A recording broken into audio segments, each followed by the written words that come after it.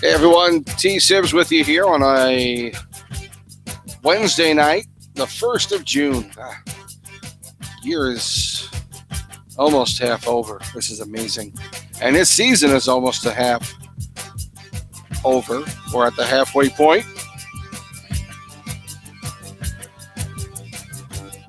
And we will keep doing these interview shows as long as we have cash. Right now, we're still waiting on Brody McDonald. You know him as McDonald19. He is a LG commissioner. He is Tristan Hodges' second in command, and he will be with us shortly. We are awaiting his arrival, and hopefully we will talk to him soon. We've got, I figured I'd come on anyway and just talk to you a little bit about what shows we have coming up. Of course, this Saturday we'll be back to our regular Saturday night at 9 p.m. Eastern time with the LG AHL PSN this week for the week ending of week 5. We've got an interview coming up next Wednesday, June 8th, with Vibes Digital, the GM of the Chicago Wolves. And he will be talking to us about his team, about GM stuff, and anything else he wants to talk about. And I know you might have read today that VHI had put up a post about the trade deadline special. There's going to be an LG AHL PSN trade deadline special. That'll be Sunday, June 12th, starting at 4 p.m. Eastern time. The trade deadline is at 5 p.m., so we're going to talk about some trades that have gone on that week, some of the bigger moves that have happened, what it means to the teams involved. And we will also talk to you about any trades that come in while we're on air with that show. So that's Sunday, June 12th at 4 p.m., special time for that trade deadline show. We're also going to do something I've been wanting to do for a while, and it's a special program called In the Crease. It's going to be a goaltender roundtable discussion, and we're going to have guys on from the AHL like Perkins Pancake House, Mooner 2014, Newfie Canada, I believe we have scheduled. I'm drawing a blank on some of the others we talked to about having them on for the show, but we'll have about a half a dozen guys on talking everything goaltender. And while that probably will drive a lot of forwards and possibly defensemen a little annoyed with that, it will be an interesting interview because you know how goaltenders are, whether they are real live goaltenders or whether they are goaltenders who are playing in this game. I think we're all just a little bit nutty. And it'll be a very interesting show. We've had a lot of response. I've talked to a lot of different goaltenders, and we've had a lot of response with these guys as far as what they want to talk about and the desire to get on and be heard. So stay tuned for that one coming up. Again, June 16th at 10 p.m. in the Crease, a goaltender roundtable discussion. Brody will be on in a few minutes. Of course, we have a bunch of games going on tonight. Of course, jump on to LeagueGaming.com. Check out the streams right now in the AHL. Let's see, we have about half a dozen games that are actually 7 games that are being broadcast right now. And certainly get on there, take a look at those, and enjoy the outcomes, I guess. We had some good games last night. Mooner and I went up against each other in that game with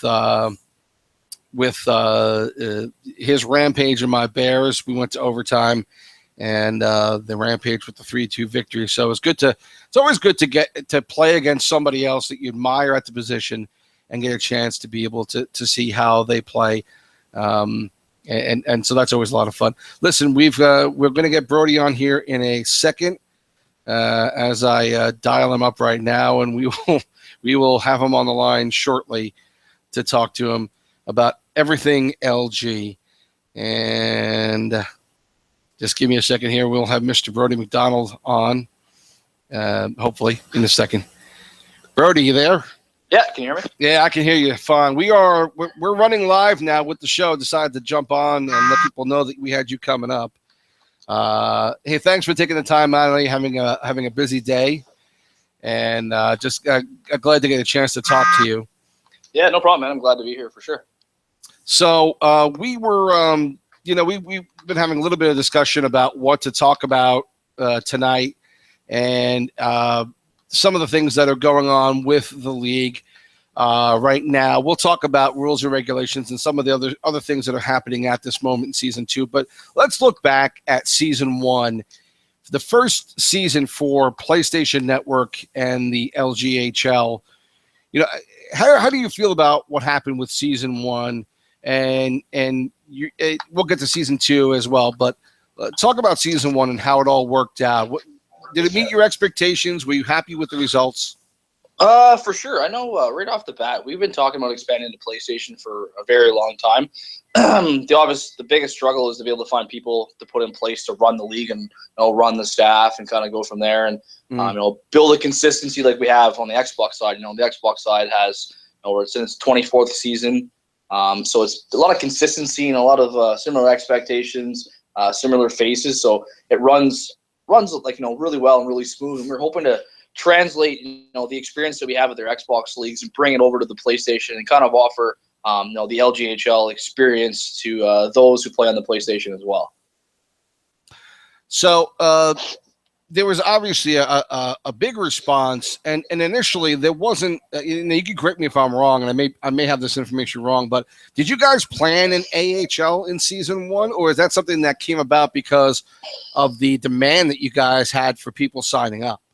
Yeah, so right off the bat, the initial numbers, most of us expected to be around 500-600 members, which gives us a full 30-team, 17-man roster NHL, right? So you pretty much hit the nail on the head. The AHL wasn't really something we expected to be able to do in season 1, and clearly based on our sign-up numbers, expansion was definitely required. Pretty much, I think it was during NHL bidding or prior to NHL bidding, we decided hey, listen, we really need to add the AHL because we have double the numbers that we expect, and we needed to offer something for all the players that wanted to play and sign up in the league. And so with that kind of response that you got, was that at all shocking obviously you weren't planning on it, but did it surprise you that there was that much interest, far beyond what you expected? Yeah, I knew right off the bat, I got some of the numbers from EA before too, so I understand that it's pretty split between the consoles. It's, I think it's 51% of EA SHL players in total play on Xbox, and the rest is, the 49% is actually the PlayStation side of things too, which consists of, these numbers are a little bit older now, but I'm pretty sure it was anywhere from 160 to 155,000 EA SHL players. So having the numbers divided, pretty well evenly, it was definitely something to consider. There's players out there who want, would probably be able to want to play in a league and stuff. So to have our numbers grow that quickly was a little bit unexpected. We kind of threw it together as quickly as we could. We had only about a month to 5 weeks to get everything organized, kind of get the staff trained, get them on the right page, and and then kind of set them out there. Plus, a month of trying to promote your league is a little bit different, and we're kind of behind the 8 ball too, because right now our Xbox systems, having a partnership with Microsoft and Xbox with our API gives us access to a lot of cool features and things that help league promotion. We're coming into our 24th season of the Xbox League, and we have the ability to send mass messages through Xbox. If our sign-up numbers are low, we can go in and we can send 50, 60, 100 messages a day until everyone who's in the league, has an opportunity to, get heard by us saying, hey, the league's signing up. Where on the PlayStation side of things, we don't really have that ability because we don't have any API for the league, which is something we're working towards right now to make the league better. Mm-hmm. So having the numbers that we have in the season 1 was obviously, word of mouth is a big part of it. There's a lot of two-hatter players, right? So guys that are playing the game on both consoles. So a lot of word of mouth was really helped us grow this league to bring it to where I guess it is today. So now we're into season 2. We're about halfway through the season, getting close to it. Again, a big influx of players to the point, and obviously last season you had to consider a CHL at least for season 2. You guys went ahead and did that. And again, we have just a huge influx of players with this season coming in. So far, what are your thoughts about how season 2 is going, about the membership growth, and about how well you guys feel like you're handling all this extra interest in the league? It's really nice to see the league continue to grow like it is and stuff. And I think that probably once the Xbox season starts up again, and I can spend more time thinking about a plan for what we're going to do for season 3 for the PlayStation League. But I think one of the biggest things that we could probably do a little bit differently and a little bit better for us would be if we get some sort of management, like scouting or management recruitment, management training system put in place, so we can get more managers, so we can get more teams, which will be able to help out in general for all the players that want to be in the league, right? Because we continually run into this problem, and we're going to continually run into this problem because we still see it on the Xbox side, is where the demand of players is much higher than the demand of having our managers. So it's difficult at times to find enough decent managers who actually want to commit a whole season, sign up to play in the league, run a team, so then we can give other players an opportunity to play. One of the things that worked really well with my CHL on my Xbox side was, several of the CHL training camp players that were like so desperate to play always would come to me and say, well, hey man, like, what do I do to get off this training camp? And it literally got to a point where I was like, train to become a manager, run your own team. I have room to expand in the CHL. So if you can commit enough time to run your own team, you give yourself plus 16 other players an opportunity to play full time. Right. So we kind of turned it back on the membership and said, listen, if you have the time to, organize like 9 games a week, manage a team, and you're into that kind of fantasy hockey or that kind of GM connected kind of feel that LG has to offer, we can expand. And the CHL on the Xbox side, coming into season 24, is probably going to hit 60 CHL teams, which gives us a complete 120 team league, which basically means every NHL, AHL, and CHL team that's in the game, we have representation for, that's the ultimate goal for the PlayStation League. I'd like to get to a point in time where I can offer that much experience, that much playing time to the communities, because that's my biggest goal. My biggest goal is to offer playing time, and then obviously offer quality playing time, And that's where the management training comes in. That's where the experience comes in. That's where the staff experience comes in. That's all things that we can work towards that take a little bit of time. So that's kind of where I'm sitting right now and what the goals are. But having the numbers that we have right now is pretty, it's a pretty positive thing. And as long as we can, we have some guys running development games and trying to get some scouting games going constantly, so our players are playing. So as long as we can maintain that interest level for everyone, I think we'll be okay. I think we'll be able to maintain that number until we can get to the point where I get the word out to everyone. Let's expand. Let's expand teams. So you guys sign up for management. We'll teach you how to be managers. We have videos for all the tools. We have everything on the table for you to become a manager. And if you have questions, you can get a hold of me on Skype. You send me PMs. We have staff members in place. As long as we can build a support system, we should be able to just add managers, which will be able to help the influx of the influx of players we have actually right now. This is T-Sib's interview. T-Sibs, and I'm talking to Brodie McDonald, who is LG commissioner, and as Tristan Hodge has described you, the number 2 man in the organization. We're going to get to your questions in a little while. We're got a couple of people calling in right now, or at least texting in some thoughts and ideas about what you guys have in store. But let's go back in time and history in when you started with VHL, and talk about your reasons for starting up that venture and what the landscape was like at the time. So VHL was another Xbox only league. So I'll kind of give a little bit of a backstory for those PlayStation guys only. So VHL was started up, I think, when NHL 10 or NHL 9, probably NHL 10 dropped. So there was a couple members from League Gaming from LG that went over, started their own website. Around that time is when Triz got hired by 2K Sports and kind of stepped away from LG for a little bit as well too, to help with 2K with the NBA title. Right. So a couple guys from LG created their own website. Their website was called LeagueGaming.com. And then their hockey league was called the VHL. So the biggest thing with the VHL was it was same kind of thing, same kind of structure. It was, to run sixes hockey, competitive sixes hockey as best as possible. Right. So NHL 9, NHL 10, I was a sixes player, played a ton of club, played a lot of sixes hockey, and then a bunch of my friends started getting into these like league play games, right? So everyone's like, hey, no, can't play club tonight, gotta play VHL. So it got to a point in time where I had no one to play club with anymore. So I was like, maybe I'll join one of these leagues and see what they're all about. So I jumped into VHL, and they were in their 5th season. I started on the AHL, played some games, kind of got hooked and felt pretty good. In the 6th season, in season 6 in the VHL, I got picked up by a team, and the owner of that team ended up the following season in season 7 becoming the league commissioner. So I was like, oh, that's pretty neat. He's a pretty good guy. And one of his things was he wanted to bring me aboard if I was interested in becoming a staff member with him. So I jumped at an opportunity. I thought it was a good opportunity, and I wanted to see what this league was all about. So season 7 of the VHL, I jumped in, and I was a BOG. So, and then from there, just opportunities arose along the way. And within about a season or so, about 4 or 5 months, I worked my way from BOG all the way up to deputy commissioner, and then right into the commissioner's role pretty much within 4 to 5 months, where I was running the VHL. One of the biggest things in the VHL was the rule book wasn't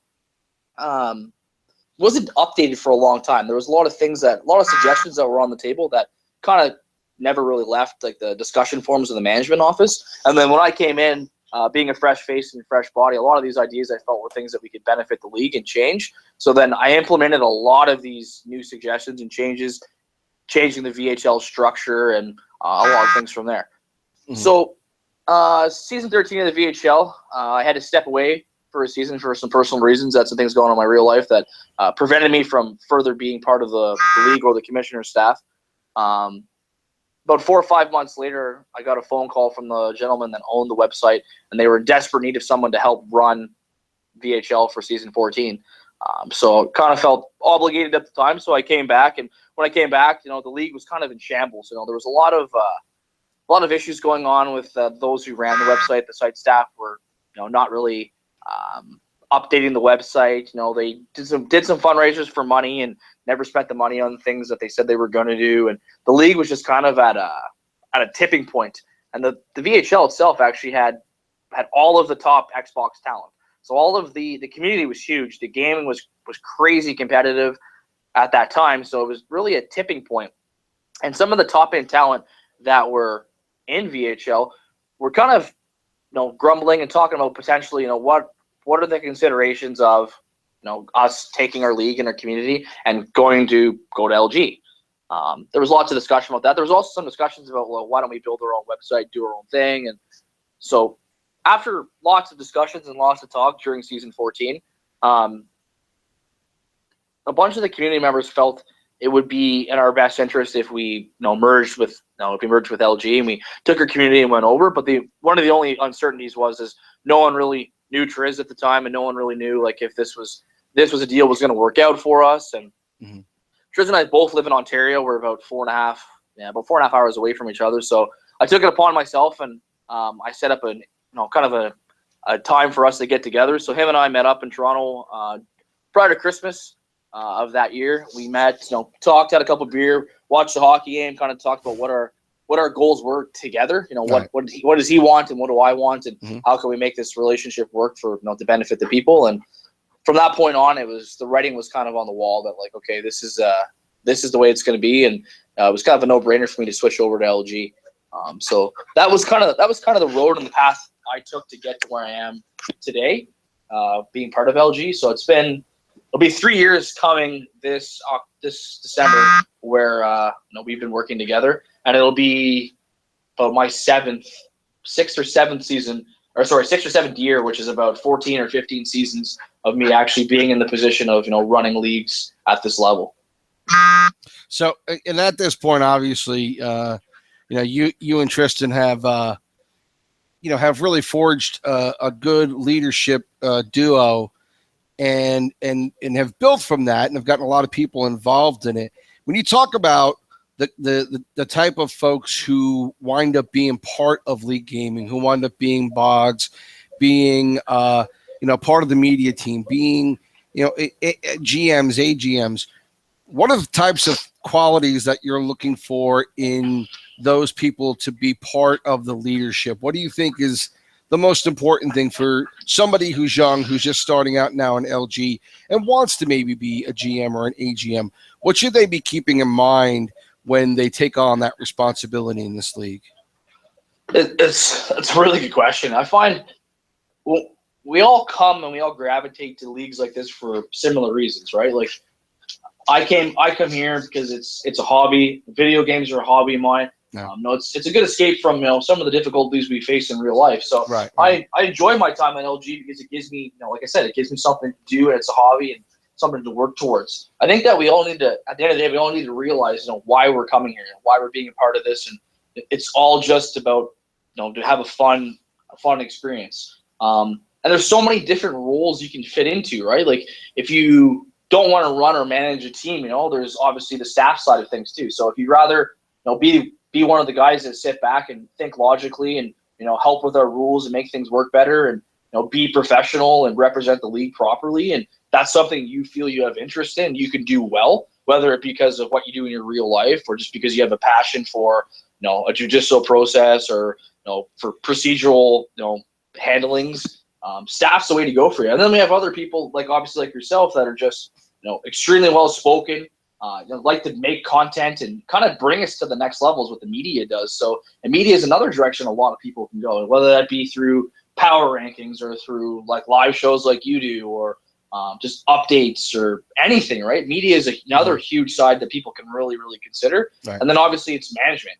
And I've always been like the manager's commissioner, in my opinion, in the sense that I really take what they have to say seriously, and I really consider the things that they're talking about. Some of it you have to take with a grain of salt, because obviously everyone wants a competitive advantage and everyone wants an easier experience and everyone wants something that's going to benefit maybe just them but not the entire league. And that's something that obviously I take into consideration. But at the end of the day, there's a lot of guys here that are managers that are here for the right reasons. So when I say the right reasons, in my opinion, the right reason to be here is because you believe in what we're doing here. You believe in this league. You believe in its growth. You believe that you being a manager and being good at a manager is giving opportunity to those people that are just players. Mm-hmm. For every manager, there's 16 players per se, roughly, right? If you look at our team structures. So every single time we get a new manager step up and we expand a team, that gives 16 different people an opportunity to play that didn't have an opportunity to play before. When it comes down to qualities and traits, I like people that are obviously honest and professional and can handle things the right way. I played competitive hockey my whole life growing up, so I understand that obviously chirping and some of the things we say to each other on the ice gets pretty serious, gets pretty competitive. Mm-hmm. But there definitely is a line in the sand that we have to have, and we have to have some mutual respect for each other and realize at the end of the day, this is just a video game league. You're not paying to be in.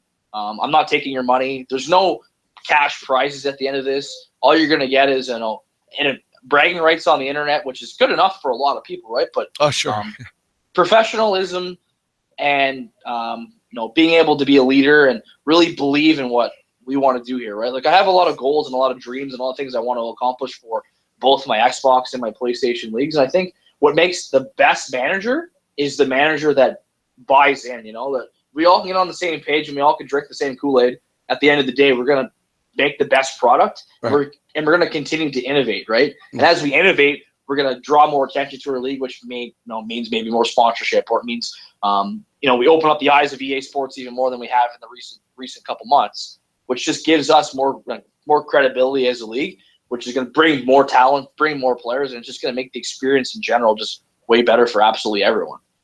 So with all that in mind, obviously we talked to Tristan a couple weeks back about the future of League Gaming, and so let me just get your take on, let's project 3-5 years right now into the future. What do you see as the future of League Gaming? I know you touched on it a little bit about getting it to the next level and how media can be part of that, but where do you think League Gaming is, or should go? What direction should it go in the next few years? What should we be concentrating on? What does the site concentrate on? What should the players be doing to try and get this site to the next level? But really, what is your view of where you think it's going, in the next 3 to 5 years? 3 to 5 years is a lot of time, because you think about it, I've only been with Tris for about 3 years coming up, and some of the things that we've accomplished in these 3 years are things that we never expected we would have did in 5 years, right? So, in saying that, I think that the climb continues to be what we're doing is exponentially getting better. We have a lot of short-term goals. When I say short-term, I mean in the next 6 months. These are things that we want to get accomplished, and obviously with myself and Nuge and a handful of other people being part of the Game Changers events and having direct access to EA and the developers and the producers of this game. Like, I was in Vancouver Wednesday, Thursday, Friday last week playing NHL 17. Like, having opportunities like that to see the game prior to it being released and being finalized, and being able to give my 2 cents to have certain things added and features maintained to help make the leagues better for us, are things that are going to make the league better. One of the biggest discussions that me and Triz are having right now is in regards to content and becoming more of a content website rather than a forums website, in the sense that the mobile apps right now are kind of, since we changed our form software, the mobile apps aren't really that effective. And it wasn't until maybe a day or two ago that Triz has an opportunity to make the mobile apps better. So by doing that, we're going to be able to utilize more content and kind of turn our mobile app into kind of what the NHL Game Center mobile app potentially is, and kind of make it more of a, you want to watch competitive hockey? Well, we're the place to watch competitive hockey. Whether it be, if you like the simulation league style, whether that be, the LGHL. If you want to see some competitive club games that, where money's on the line, we have our Pro Series. Right. And if you're just like to play the one-on-one, the single-player stuff, we have a Hot League as well too, right? So we're trying to hit hockey at every different angle, but kind of make ourselves more of a content website, so we can turn into, check out our channel or check out our games and offer, nonstop hockey, whether it be, past and present games, which would be kind of cool too. So you want to watch the Stanley Cup Game 7 final of Season 1 PlayStation in 2 years from now. And we want to have the opportunity to have that saved on our YouTube page after it was streamed, and give people the opportunity to watch like vintage LGHL hockey games from seasons ago. And content's a big thing. And I think if we increase our content, we can draw more people to our website. And then kind of tying into that as well too is one thing we don't do very well and we want to do better is obviously get information to our new players so they understand kind of how the league works, where they are, and what's expected, right? So I'm going to tie all that together. So that's kind of, in the next year, we're looking for that. We're going to put together an Xbox app so you can download it off your Xbox, have LG right on there. That's another goal we're working towards. And we just recently, hopefully, like fingers crossed, we got pointed in the right direction for some contacts for PlayStation. So hopefully we can jump aboard the PlayStation development program, which will give us the ability to verify PlayStation accounts, get access to, I'm not really sure, I'm not a PlayStation guy, but I'm assuming it's similar to Xbox, where like you guys can save game clips and stuff as well too, right, on PlayStation? Yeah, actually with and that's what I think some of the guys have been doing with Share Factory, making little packages that way. But it's a lot easier from, what Tristan has told me, it's a lot easier to do it through Xbox and through Microsoft than it certainly is through PS4. For sure, because we have access to all that. So the kind of cool thing is if our PlayStation contacts can get us in the direction we want to go, that means that we'll be able to, take your clips off your PlayStation, off your account, and save them to LG, right? Those are the things we're hoping to do with our PlayStation. And then obviously, having account verification is huge as well. And that's what we're working towards right now. So we've got that information about a day or two ago, and we're, put some feelers out. We're trying to get some communication from people to see if there's anything we can do differently, and maybe get contact. And then, like I said, get Triz on board with the PlayStation developer stuff, which will hopefully lead to an opportunity for us to offer a PSN API, which is going to make everything way better for you guys in the PlayStation League. Right, absolutely.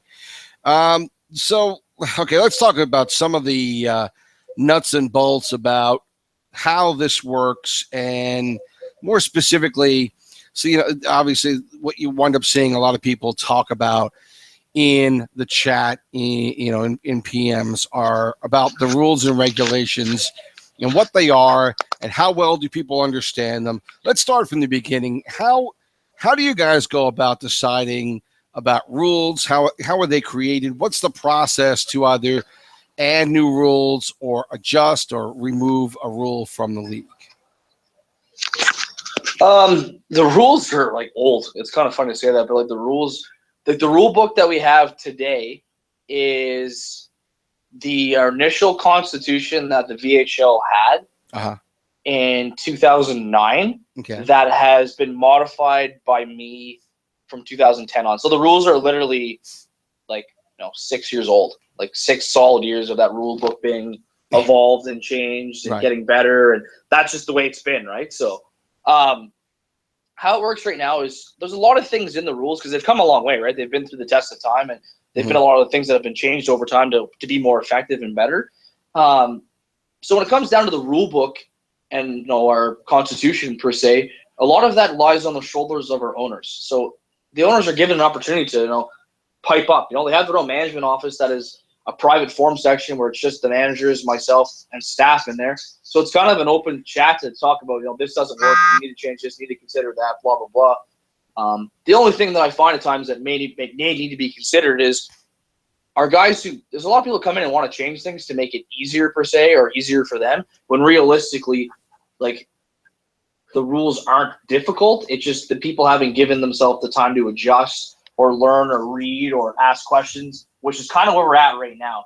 We take for granted big time on the Xbox side how much experience we have there, and it wasn't really evident until we came to the PlayStation League that they're not. Our rules aren't hard, but there is a lot to them, right?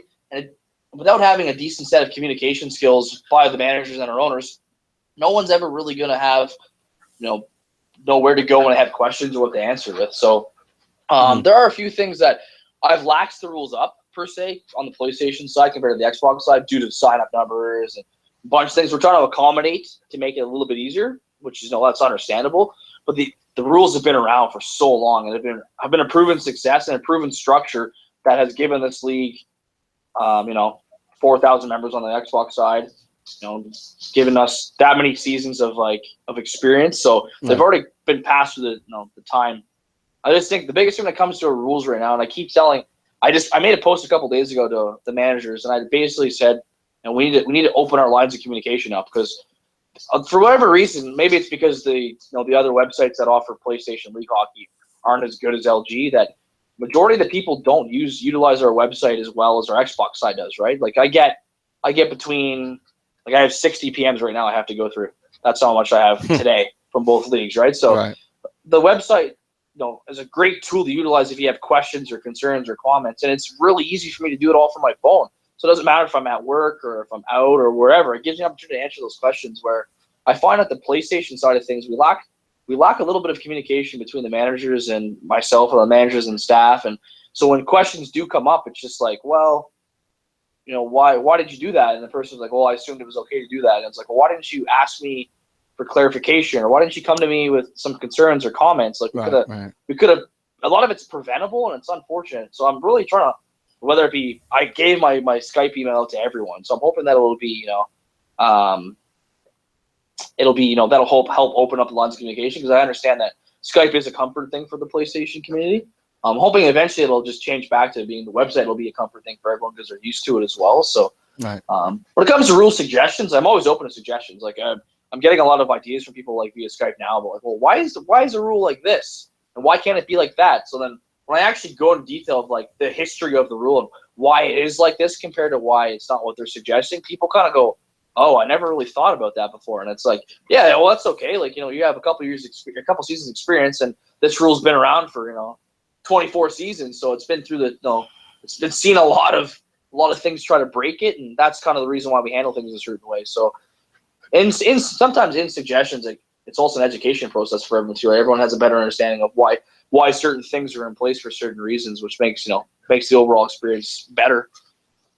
So what are some of the more common issues in the league today that you have to deal with on a fairly regular basis? As far as the rules are concerned, and the types of things that happen multiple times a week with games, the things that you have to clarify and that maybe people need to be a little more aware about? One of the biggest, it's not, I wouldn't say it's funny, but it's just, I guess that's just the term. But like a lot of the comments, a lot of things that come up are like, people will ask staff members questions. Like a staff member will be asked, like, what's, like, what do I do here? And the staff will come back and literally quote the Constitution, be like, here you go, this is where it is in the Constitution. Mm-hmm. To kind of answer their question, because that's, people want to know. So if I say something and it isn't the exact same way as the Constitution's written, and they do something wrong, well, now who's at fault, right? Like, now I look like an idiot because I gave you wrong information, you broke the rules, now I have to enforce that rules. Mm-hmm. That system doesn't work. And my staff on the PlayStation side don't have the experience, in my opinion, yet. They're working on it. They're doing a really good job at it to really be able to answer fully constitutional questions without quoting the Constitution, because they don't have the experience and the time in that rule book like someone like myself would have, right? So, but it's at the same coin, there's been a lot of like complaints by managers saying like, well, they didn't answer my question, they just quoted the Constitution. But it's like, at the end of the day, if you read what's quoted, that fully answers your question of what you're looking to have. And if you need clarification, then ask for clarification. Or if there's something that's you're unsure about based on what it says in the rules, that, like, by all means, like, that's what we're here to do. Right. The biggest problem is what we're seeing right now is people aren't actually taking the time to read the rule. So two things happen. Either one, they assume, oh yeah, I can do this. It's no big deal, not a big deal. So they make that assumption, which leads to problems. Sure. Or the second part is they'll ask a general question without having any idea that's in the rules. And then when we actually give them the actual rule itself, about, here you go, they get upset about that. Well, you didn't answer my question. Well, we did. We answered your question very well, actually, because we gave you exactly what's expected. And people, I don't know, it's kind of it's that weird learning curve right now that we need to kind of overcome and make everyone more comfortable with. And that's kind of where we're sitting right now when it comes to rules and questions. And I get a ton of questions every day from the PlayStation guys, and I say it all the time. I rather get 150 messages a day that I have to answer than 150 complaints about people breaking the rules unknowingly. Right. Because that happens all the time. Like, someone will do something wrong, we'll hit them with a suspension, they're like, I didn't know I couldn't do that. Right. And I'm just like, fuck. And it's like, if you would have read these two lines, you would have known that you can't do that. And it's like very, very basic stuff that I'm not used to dealing with on the Xbox side, because the experience is there, right? So we need to find that happy medium where our managers take a little bit of accountability and a little bit of responsibility for their own learning at times. And then by all means, like, if something comes up, like, let me know, like, come to me, come to my staff. Like, that's what we're here for. We're here to help you. But at the same time, we need you to help yourself too. We can't always just force feed you answers, because it doesn't build your ability to read the rules at all or get comfortable with the rules to find your own questions. Right. Right. So it's kind of that, like, you can lead a horse to water, but you can't make him drink thing. And that's what we're trying to do. And it's unfortunate that it's kind of going on right now. Any changes coming up for the next season as far as rules are concerned? Anything that it's notable to talk about, or are we pretty much riding it the way it is at this point?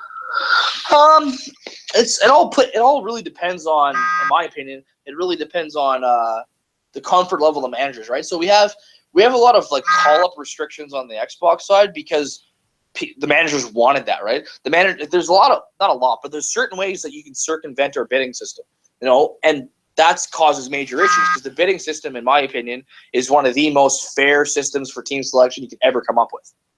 It gives everyone day one an opportunity to get any single player at a fair price. Right. It doesn't get any better than that. And the problem is, on the Xbox side, is like, if you're a veteran player, so veteran players have no restrictions for leagues, right? You can play any league. But if you're a veteran player and you sign up late for the league and you're randomly assigned, well, now you're randomly assigned at the league minimum salary. And the problem with that is we saw years and years ago was we had expensive NHL players sign up late to get that league minimum contract to get called up to the NHL, therefore resulting in our bidding system being circumvented, right? Right. So we see a lot of rules put in place for issues like that. So, like, prospects, for example, like, brand new players are considered prospects. Prospects on the Xbox side aren't allowed to play in the NHL. Right. Prospects aren't allowed to play in the AHL either. But due to numbers and signups, and to allow time for the system for players to get games in, to evolve their player statuses, we have allowed prospect players to play and be picked up in the AHL bidding session. We had no choice based on our stat numbers, right? But those are things that we may look at down the road, because it also gives stability to the CHL, which they needed at times to be able to maintain the CHL, to actually have people interested in running teams down there. Right. So it gives them stability, but it also gives the AHL a competitive feel, which is what a lot of people wanted before, because the AHL for many seasons was just always felt like the ugly stepchild that never really had what the NHL had, right? Right. Where now we've been able to give the AHL some structure, some stability, its own, like, it's very similar regulations and rules, which also help players at the AHL level when they move to the NHL level. It's not a new set of rules to learn, right? Like, it's the same set of rules, which is something that helps. So yeah, we might see some minor changes, but to be honest, like, the nuts and bolts that are the Constitution right now are pretty well set. Like, it's exactly what I want. And the majority of the big things are in there.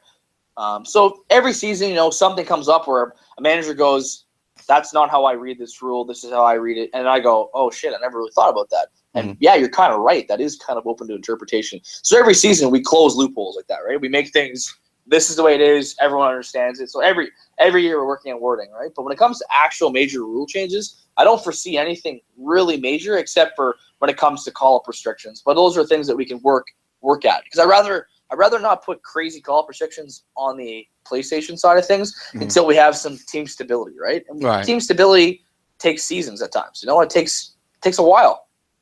I know. Sure.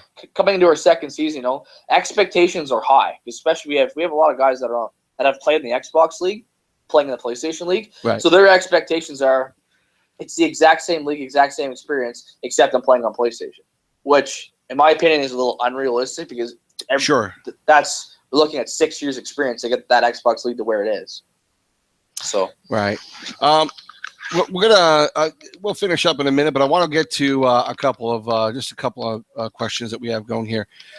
Justin 731 wants to know your opinion on the World Junior Championship, and how do you think that will do since it's in its first season?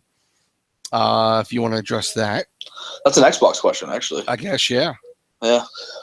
That's actually a pretty cool idea, and that's once again, that's a thing that's going to be test piloted on the Xbox, that if it's successful, I want to see it on the PlayStation, right? That's the whole purpose of that, is to kind of give a little more opportunity to the CHL players and give guys an opportunity to play a game. So it's a pretty cool structure. It's a pretty cool idea. And I'm really glad that the development guys on the Xbox side have taken it to that level to be able to come up with that. So I'm really pleased. I'm looking forward to seeing how it's all going to play out, right? Obviously, when we put together little side tournaments or little side events like that, it's nice to make sure that they're extremely active and well done, right? So that's I'm hoping for. So explain for those of us in PlayStation, what is the focus? What is the aim of the WJC for this? So it's kind of like, so the development guys on the Xbox side, what they've done over the course of a season is they ran league structured sixes games that were only for training camp players. Okay. Which gives the training camp players games to sign up for and actually be a part of, which was huge, because they're inactive because they have nowhere to play, right? So this gives them an opportunity. So those same guys have put together a tournament structure, kind of like an IHL, kind of like a World Cup, that was just for the CHL players. So they, originally we're thinking about, okay, maybe we'll make it a training camp tournament, but they changed it to not be that. They made it so it's a CHL tournament structure. I think it's going to be a week or 2 weeks long, kind of, per se. That's how they're going to run it.